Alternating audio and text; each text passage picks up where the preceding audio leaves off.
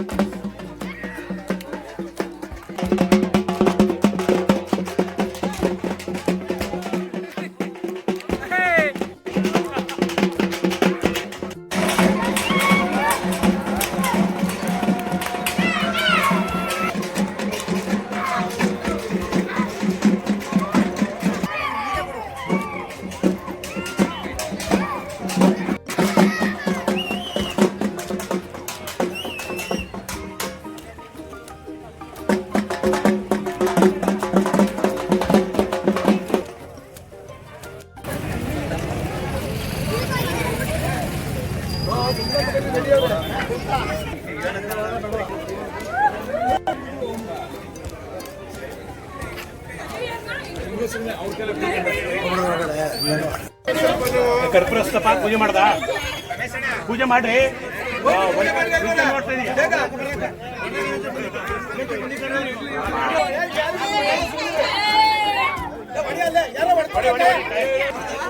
ಅವರೇ ಈಗ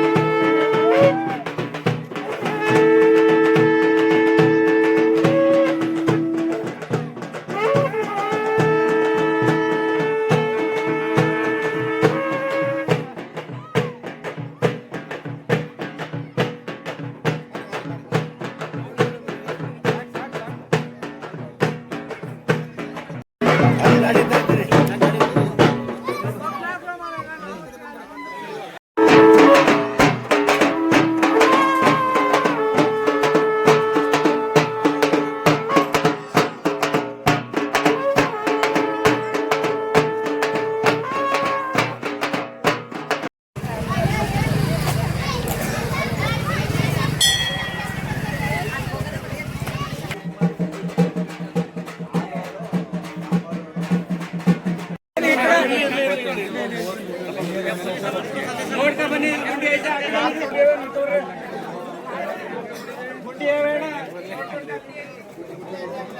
ನೋಡ್ತಾ ಬನ್ನಿ.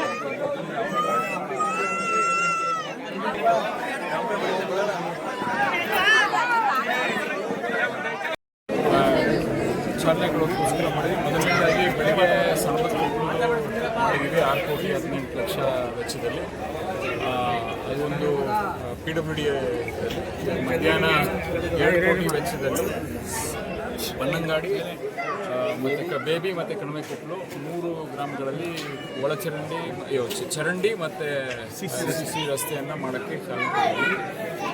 ಅದ್ರ ಜೊತೆಗೆ ಇವತ್ತೊಂದು RO ಪ್ಲ್ಯಾಂಟನ್ನು ಬನ್ನಂಗಾಡಿಯಲ್ಲಿ ನಾವು ಉದ್ಘಾಟನೆ ಮಾಡಿದ್ದೀವಿ.